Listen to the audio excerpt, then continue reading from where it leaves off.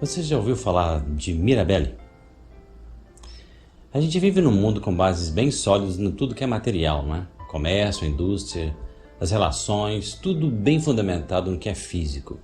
Agora imagine quando você nasce num mundo desse e começa a viver uma vida entre dois mundos muito diferentes. Um mundo em que o que acontece com você é, para uns, uma exceção, para outros, ridículo e outros, simplesmente pura mentira.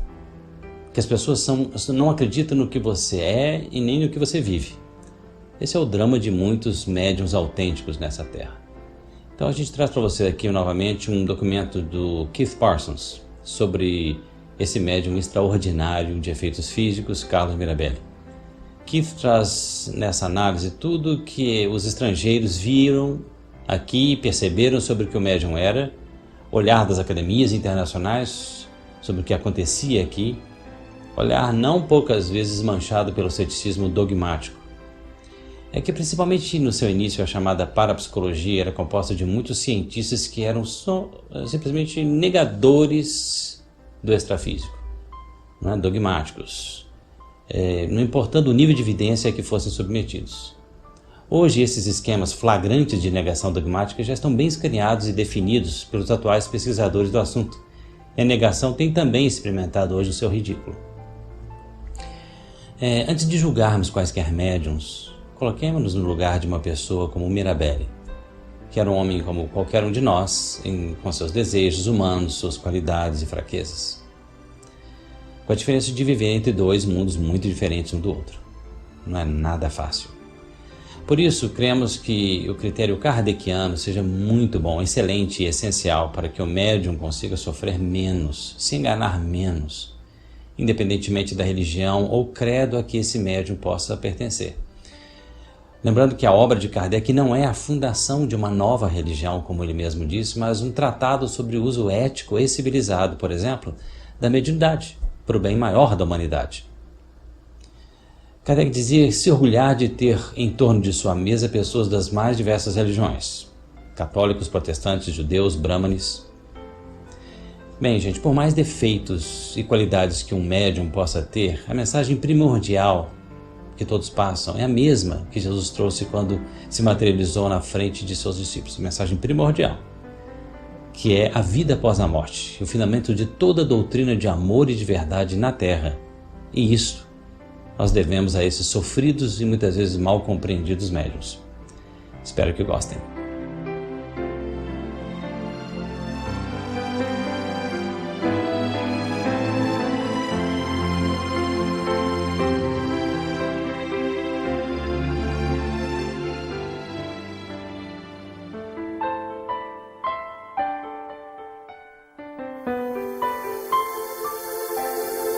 Spirit Connections.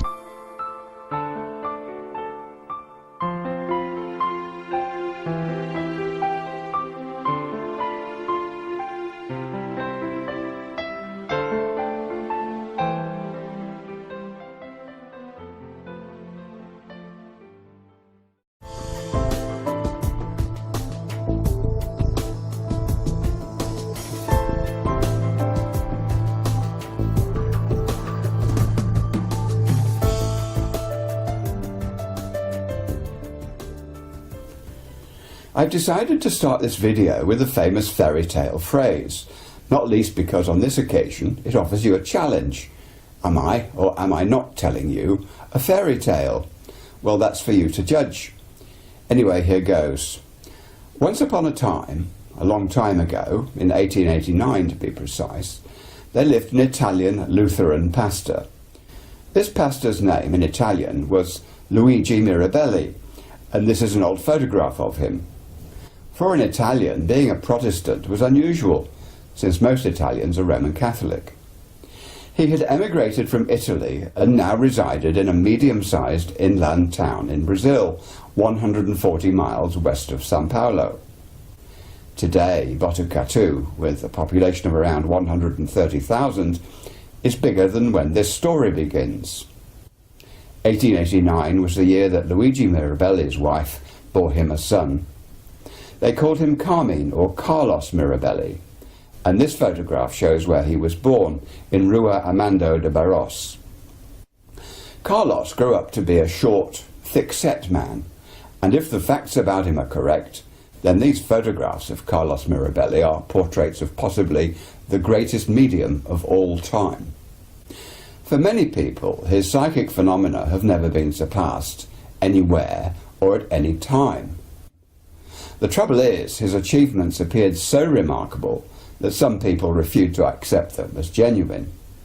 And this despite Mirabelli's voluntarily submitting to a great deal of testing by eminent scientists in broad daylight or bright electric light instead of the usual darkness under which physical phenomena occur.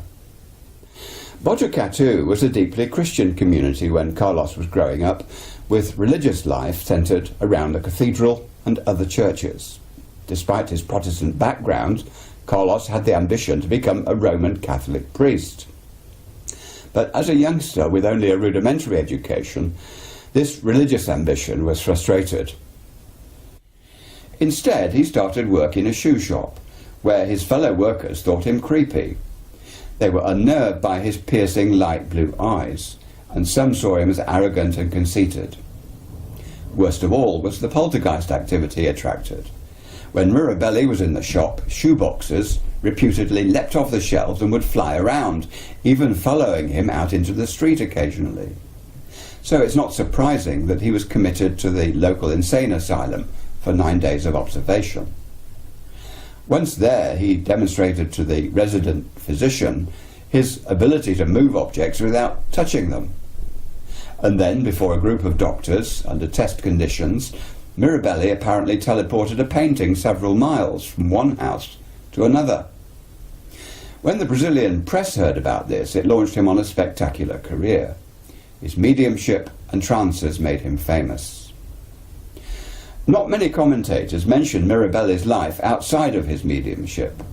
From their reports, you'd think it was all he did. Yet despite his modest education, he made money as a businessman, travelling to Europe, the United States and Africa. Some of his business dealings failed, but he succeeded sufficiently to be able to lead a comfortable life. Amongst other things, he was a representative for numerous pharmaceutical companies. Mirabelli was married 4 times and had 4 children by 3 of these wives. As a smoker of cigars and pipes, he was not always in good health. He suffered from diabetes, but his death was not related to these. For many years he could only sleep in illuminated rooms, since he was afraid of unpleasant phenomena while he slept. He's reputed to have been able to sing in 3 voices, tenor, baritone and bass, and able to play the guitar, the violin, the piano and the flute without ever having music lessons. Many times the instruments are said to have played by themselves without manual contact. There are other instances of this in the literature. He could also draw and paint with ease, but never had art lessons. He produced paranormal lights and odours, and he claimed to see and hear the deceased. It's not surprising that he was a temperamental character. One of his abilities was said to be xenoglossy, speaking in foreign languages unknown to him in his normal waking state. The books on xenoglossy acknowledge that it's a rarity. In Mirabelli's case, not just a few languages either, but 28. Once in trance, he would give lectures on politics, philosophy, astronomy, sociology, history and medicine. And these talks were given in German, French and Dutch, in English, Greek and Polish, in Albanian, Czech and Italian dialects, also in Arabic, Turkish, Hebrew, Chinese, Japanese and more, plus Latin and ancient Greek. And that's without counting the native tongue of Brazil, Portuguese. Having said that, Guy Lyon Playfair, a British researcher who lived in Brazil, remarked, "All the witnesses I interviewed agreed that Mirabelli could not even speak either Italian or Portuguese correctly." In 1919, Brazil's Academy for Psychic Studies was formed in São Paulo, named after the renowned Italian psychical researcher Professor Cesar Lombroso. In his day, Lombroso was influential in both Europe and Brazil as a criminologist, as well as having been professor of psychiatry at Turin University. The Academy's organisers held 392 sittings with Mirabelli. Of these, 189 were for spoken mediumship, all were positive, 93 for automatic writing, of which 8 were negative, and 110 for physical phenomena, of which 47 were negative. So 63 sessions were positive for physical phenomena. In these tests, Mirabelli was tied up in a chair and the rooms were searched before and afterwards, with no chance for the medium to cheat in the dark. A total of 555 witnesses took part, including medical doctors, scientists and engineers. Subsequently, when British researchers realised that Mirabelli himself was a founder of this academy, they became suspicious of it. Whether they thought that over 500 reputable people were also in collusion with the medium is not so clear. This photograph shows a session at the Cesar Lombroso Academy, with the lights on and both of the medium's hands controlled by the sitters and physicians. This photo shows the medium being examined by the renowned physicians Dr. Carlos Niemeyer, Dr. Allegretti Figlio, the Baron of Ergonti, a well-known psychic investigator, and with Dr. Silvio Campos, an attorney, and Dr. J. Motta, director of the San Paulo Journal. These were the kind of investigators he was attracting. While in trance, Mirabelli's automatic writing showed great erudition.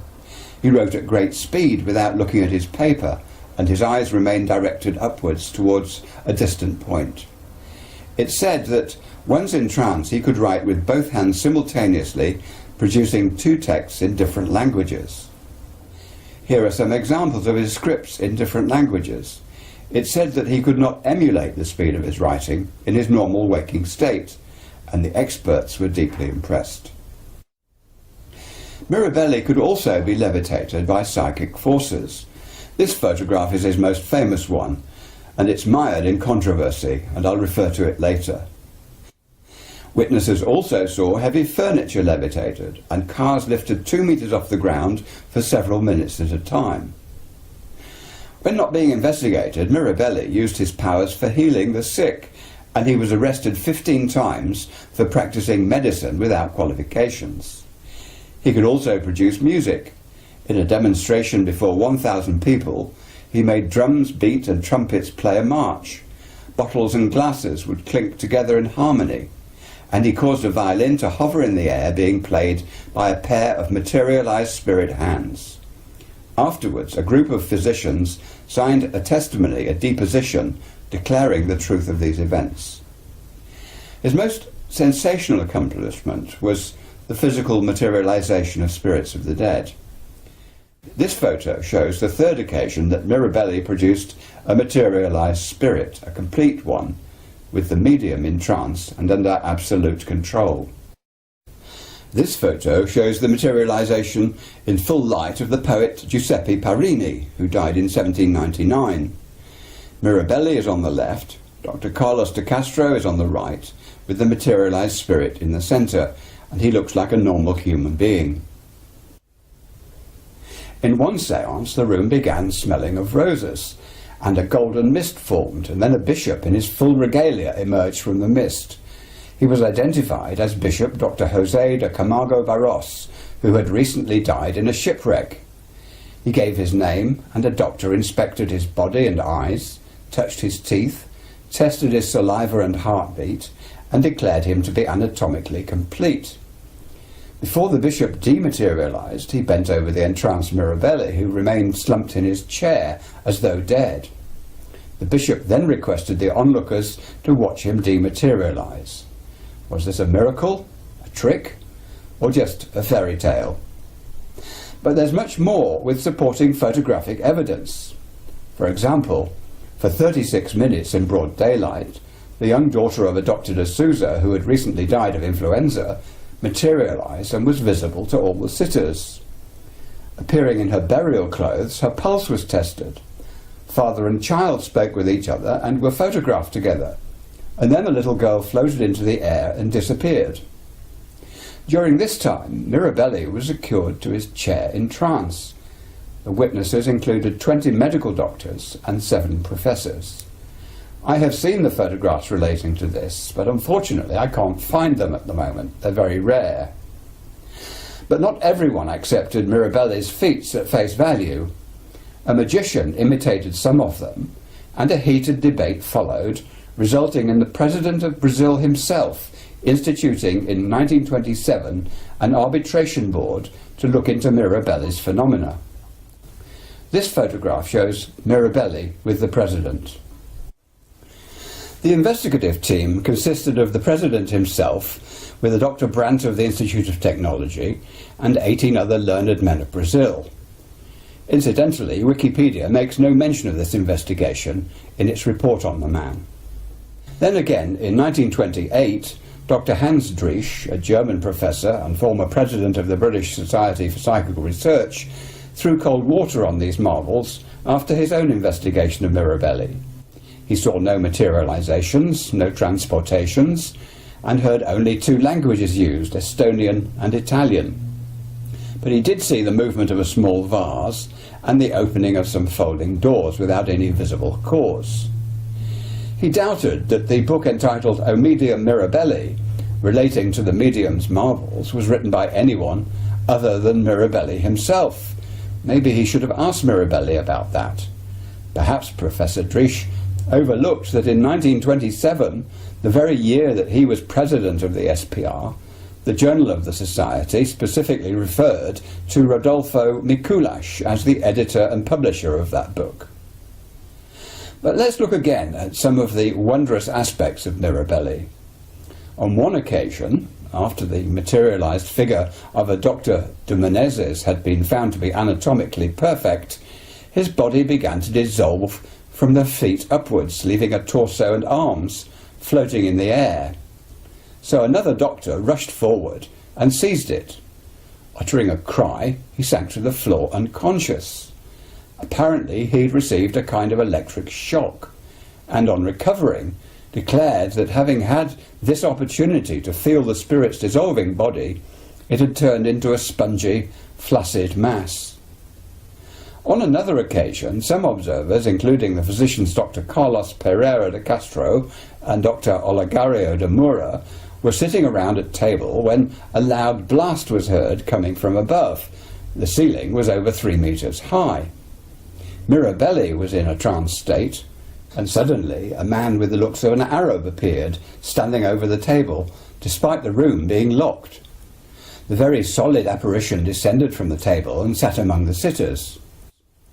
Dr. Olegario did a clinical examination for 30 minutes and concluded that the entity was a normal human being. The figure was touched by everyone present, and speaking in Arabic, the man introduced himself as Harun al-Rashid. Later, he returned to the tabletop, spoke a little more Arabic, and then levitated for 10 or 12 seconds before vanishing in a flash. And finally, I'll mention a Hindu figure that materialized 4 meters up in the air in a garden during an open-air séance, and then slowly descended to earth. Here are 2 of the 3 pictures taken of him. In 1930, Dr. Eric Dingwall, a British psychical researcher, got to examine the original Portuguese documents on Mirabelli, and he emphasized in the Journal of the American SPR their enormous importance. He noted that Carlos submitted himself to the severest test of his investigators, being tied and stripped until doubt of the genuineness of these phenomena was excluded.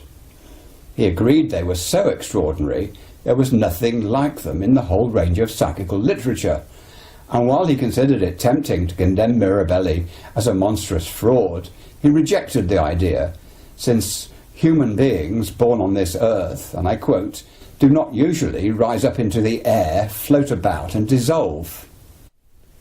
In May 1934, an American, Miss May Walker, had sittings with Mirabelli and thought some of his phenomena were genuine and some suspect. But the worst damage wrought on Mirabelli came from Theodore Besterman, the investigating officer of the British Society for Psychical Research. His report in the Society's Journal of December 1935 followed 5 formal sittings with Mirabelli and various informal ones. He alleged the following. Firstly, Mirabelli demanded and obtained more substantial fees than ever asked elsewhere for sittings at a medium's own premises. Secondly, he alleged that Mirabelli and the Cesar Lombroso Psychical Academy were one and the same entity, with the official records of seances dictated by the medium himself. Thirdly, with up to 20 sitters arranged as an audience, no control was exercised, suggested or even asked for by any sitter other than Besterman himself, and then without success. Fourthly, he said Mirabelli was so accustomed to a reverential audience that his procedures were crude in the extreme. This related to a coin vanishing trick, the appearance of apports, and making bottles clink to order. He also alleged it was likely that Mirabelli's wife was an accomplice. Besterman found several sitters who also doubted his authenticity. Fifthly, communicators through automatic writing, such as Cromwell, Sir Isaac Newton, and Sir William Crookes, appeared to write not in their own language. For example, Crookes wrote, "Anybody amongst you shall certainly be surprised at hearing me in a tongue that during all my life were foreign to me. But you must undoubtedly know that we, abiding in the kingdom of the Spirit, must have faculties that till now have been unknown by all the men on earth." Besterman also questioned whether Mirabelli could write in numerous languages without having some knowledge of them, and he credits Mirabelli with a good education rather than a rudimentary one. Finally, Besterman asserted that time and again efforts were made to induce Mirabelli to come to Europe for testing, but without success, due to the impossible terms and conditions laid down by Mirabelli, which would have rendered the resulting sittings the merest formalities. So, how much of this is true? For a view on Mirabelli, I consulted Wendy Zammit, who recently gave an address on Mirabelli at an international conference on afterlife evidence. I wouldn't take anything that Theodore Besterman said.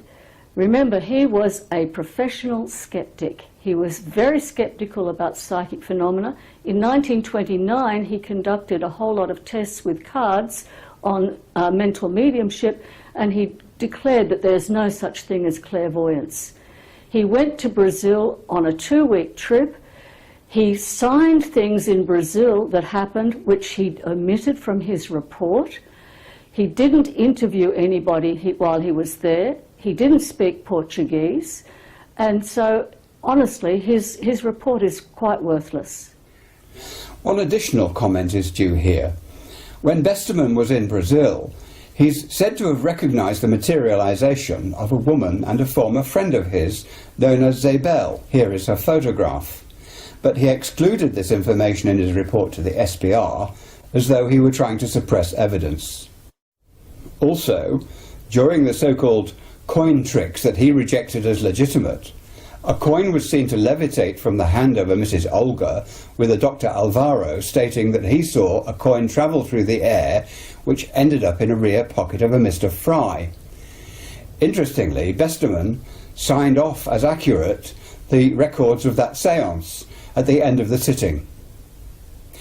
Despite Besterman's claim that Mirabelli avoided coming to Europe for tests, he had in fact already proven himself willing to venture abroad.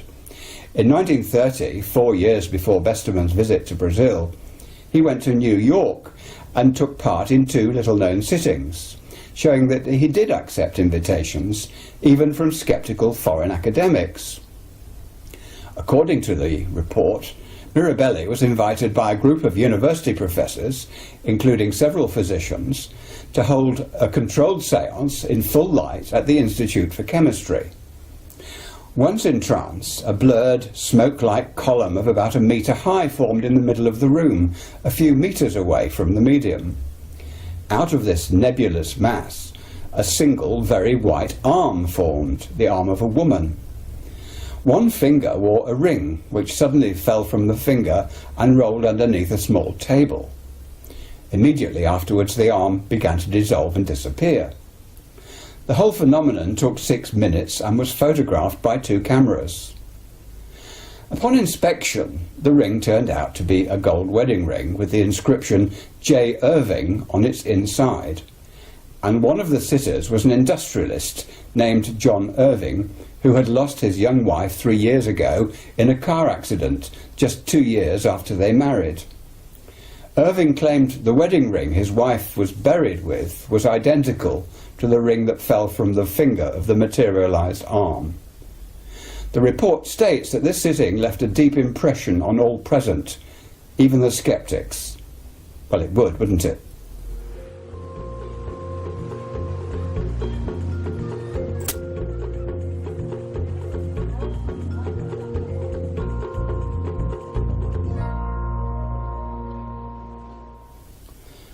Another phenomenon I must mention was Mirabelli's teleportation.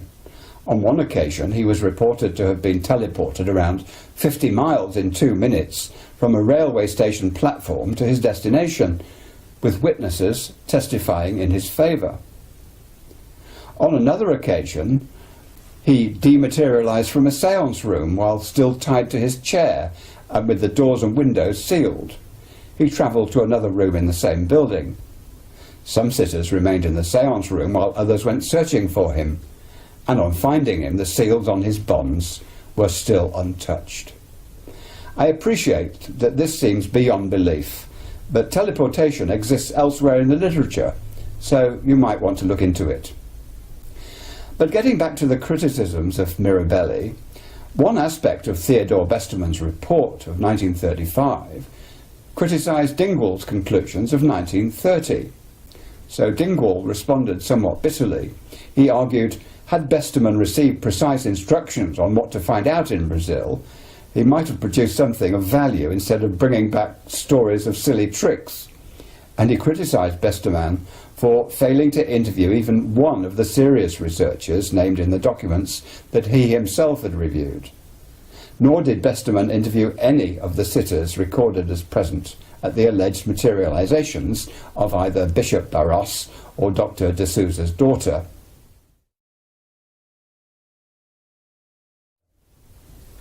"40 years after Mirabelli's death in 1990, a photograph was found in the Society for Psychical Research archives. It showed Mirabelli in a white lab coat levitating to a height of several feet, as you see here, and it was inscribed on the back by Mirabelli to Besterman from his visit in 1934. It was claimed that the photograph showed signs of careful retouching to eliminate the ladder supporting Mirabelli, and this close-up photograph from the BBC supports that idea.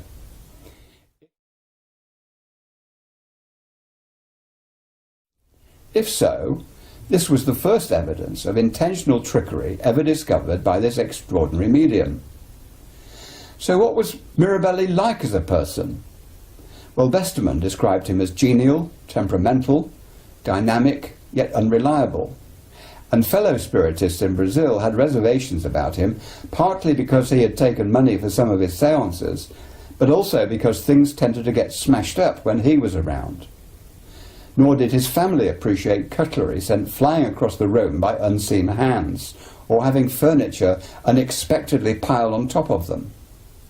So his wife and the children lived apart from Mirabelli. But also he was a generous man. Although he'd been paid for at least some of his seances, he often gave this money away. He was kind-hearted and helped found the San Luis House of Charity for people in need. He liked animals and opera, and led a bohemian lifestyle. Being profligate, he would buy, say, 10 suits or a dozen pairs of shoes at one time, only to give most of them away. Besterman thought there were only 2 possible conclusions about this man, that Mirabelli was an out-and-out fraud, but in this case it must have involved dozens of confederates who impersonated false apparitions in full light, from little children to old men and women, from all levels of social standing, and it must have required numerous deceitful investigators to collude with the process over several decades. The second alternative, Besterman says, is what he called a narrowly defined paranormal ability existed, around which Mirabelli erected for commercial purposes an elaborate structure of fraud. The alternative explanation, which Besterman did not put forward, was that Mirabelli was, without question, one of the most spectacular mediums in history, regardless of whether or not he resorted to fraud on occasion. Certainly, Mirabelli would not be the first genuine medium who nevertheless cheated from time to time. Some of his witnessed phenomena are without parallel, and one thing we're certain of, he was one of the most tantalizing yet frustrating characters in the whole history of psychical research. As the researcher Guy Lyon Playfair put it, Mirabelli was surely the medium to end all mediums. You name it, and he is said to have done it. So there's the end of this fairy tale.